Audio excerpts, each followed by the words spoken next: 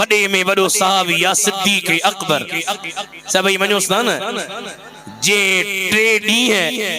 टे रातियूं सरकार सां गार में गॾु गुज़ारियूं। कॾहिं कॾहिं हज़रत उमर चवंदो हुउसि अबू बकर सब नफली इबादतूं तोखे ॾियूं, नफली रोज़ा, नफली निमाज़ूं, नफली खैरातूं, असां खे गार वारनि टिन रातुनि जो सवाब ॾे। साईं चवंदो हो रब जी तक़सीम जो अबू बकर बि हो नाग बि हो हिक माशूक जा हुया आशिक ॿई। आशिक टकराए जंदा न पोइ मज़ो थींदो आहे पर आशिक ॿई माशाअल्लाह सफ़ा सख़्त मस्ती हुई। अबू बकर बि हो ऐं नाग बि हो हिक माशूक जा हुया आशिक ॿई पर न सिद्दीक कयो पैर परे घट नीह जी बाज़ी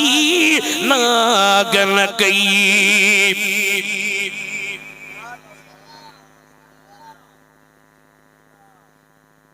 असी वियासीं हाणे मां जो ॾिसूं गार ते चढ़ो असीं गरा मुड़स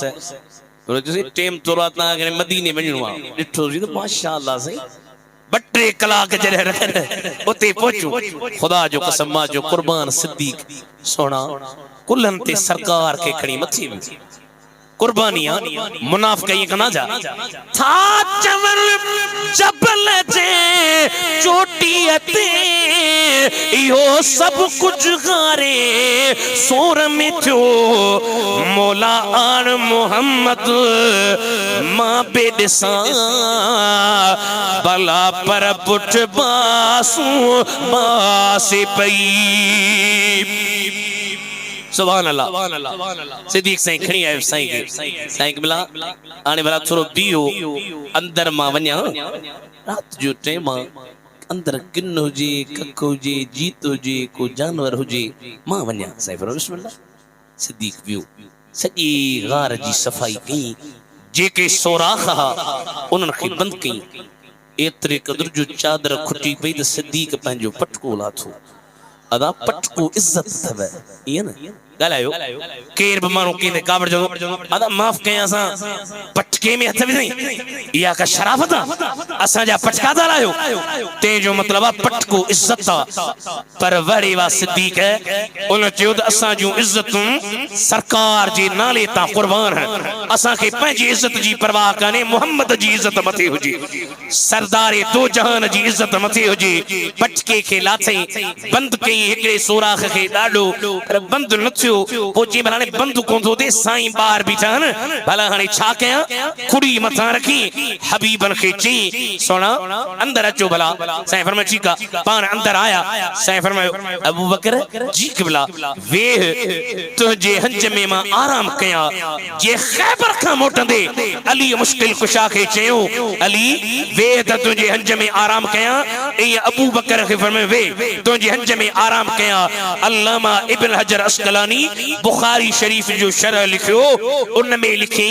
त जॾहिं हज़रत अबू बकर सरकार के पंहिंजे हंज में सुमारियो वेठो हो का अन्नल कुरान युफ्तहु फिर रहले ईअं पियो लॻे ॼण अल्लाह जो कुरान रेल में खुलियो पियो आहे सिद्दीक जो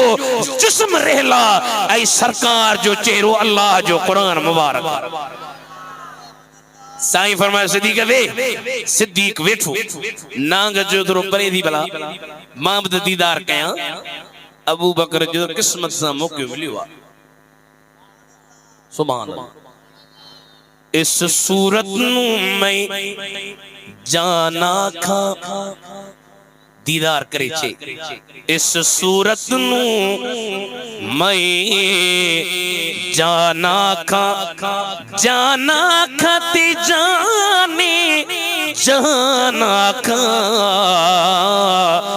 कलोई सच आखते रब दी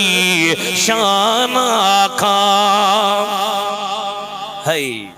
वाह सही वाह कई दफा यो शेर मुंह पड़ियो आ ता बुधो हूंदो काफ़ी आलम पर सच्ची ता बार बार बुधो करोड़ फेरा बुधो दिल मचिल जी पवंदी ए वली जे कलाम जी तासीरा सैयदा जीलानिया जे तो सच आखा ते रब दी शान जिस शान तू शान सब बनिया सुबहान अल्लाह सुबहान अल्लाह सुबहान अल्लाह मा अजमल क मा अकमल मां ए फेल ताजुब जा असा जने काशी दिसनासी भली ने वाह सही वाह जे शिया वाह जे बनिया वाह जे कारा वाह जो मौलविया वाह जो आवाजा वाह जो लाउडा वाह जो जलसुआ वाह जे महफिला पर अरबी में वरी फेल ताजुब मां शुरू में हनदस सीगो ठांदो जे तो सुभान अल्लाह मां अजमल क मां अहसन क मां अकमल क मां अजमल क मां अकमल क मां अहसन क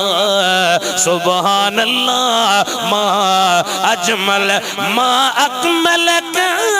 मां अहसन क किथे मेरे अली किथे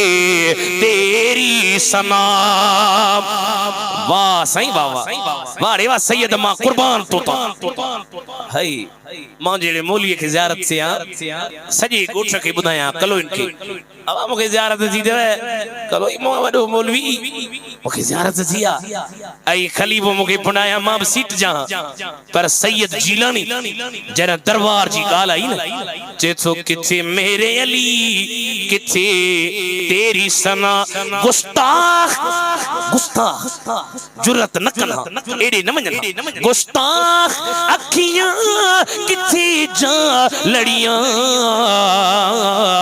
सुभान अल्लाह मां अजमल क दीदार पे करे दीदार करे करे नांग जो से थोड़ो तो भला परे थी थोड़ो परे थी तो मां दसाई दसा एडो टेम इंतजार कयो त तोरी खुड़ी दियो वेठो आशिक कदम आशिक के तकलीफ न लींदो पर आशिक त साईं जा पर हुन इश्क में जने जज्बात अची वई इश्क में जने फरते मोहब्बत में मानू अची वेंदो आ न खबर न पवंदी आ जोश अची विस नांग के बिजण के उनही नंग हयो तोरो परे थी साईं जो परे थी तू ए देवरी तंग पियो करी मुखे परे थी मां दीदार में महवाया नंग जो लगो इंसान बशरी तकाजा मुताबिक अबू बकर साईं जी अखिन मा लुक गड़िया सरकार जे चेहरे ते प्या पान अखर खोलियो मथे निहारियो अजीब मंजर आ से फरमायो छा थियो त अबू बकर साईं रड़ियो करया ओरे साईं मोके ना खइयो अरे मोके से तकलीफ अची वई साईं के भला उठो खलीफा भला करे कि चंगा मिलन ओ एकड़ो पीर ए मुरीद यार मशहूर गाला त पीर साहब ला खणी आया खीर खलीफे ला लस्सी खलीफे वरी जाके पीर साईं रो खीर खणी शुरू थियो अरे बड़ा ने भागा मुआरो खीर भी चीज़ तो के नजरानू भी मिले मां खीर बन लाना चा सो एड़ा खलीफा बना जन जो पीर जा पैर कडी छड़ी अल्लाह खैर करे हबीबन जा दीवानो सरकार जे गुलाम के जो नंग लगो सीरत जे किताबन के तई पढ़ो त अबू बकर साईं ये कुंजो साईं नंग लगियो उथो साईं छो त इमरजेंसी हुई ने हाने इमरजेंसी में अदब थोड़ी होंदो अलार्म करे बाहते लगे आई तई वरी अदब कयो मुखे लकब दियो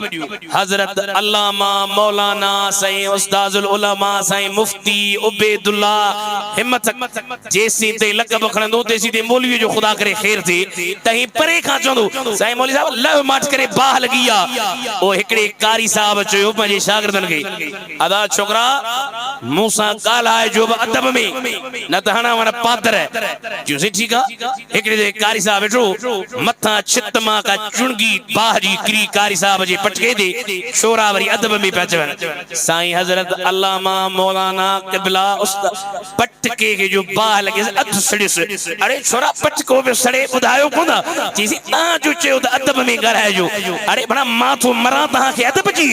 एमरजेंसी हालत में जॾहिं एमरजेंसी हुजे न अदब न रहंदो आहे पर कुर्बान अबू बकर सिद्दीक़ तुंहिंजे शान तां मक़ाम तां मर्तबे तां नाग नंगे पियो सरकार मथे खणी निहारे चयो छा थियो आहे चए थो फिदाक उम्मी व अबी ओ दिलबर तो ता मां पी कुर्बान नाग नंगे वियो आहे पाण फरमाए पैर परे कर हेॾे खणी आ पैर खे लिप मुबारक जो हयूं त सरकार जे लिप जे लगन सां ज़हर ख़त्म थी वियो अबू बकर जी टंग तैयार थी वई ऐं मुस्तफ़ा जो दीवानो हलण लॻो आहे।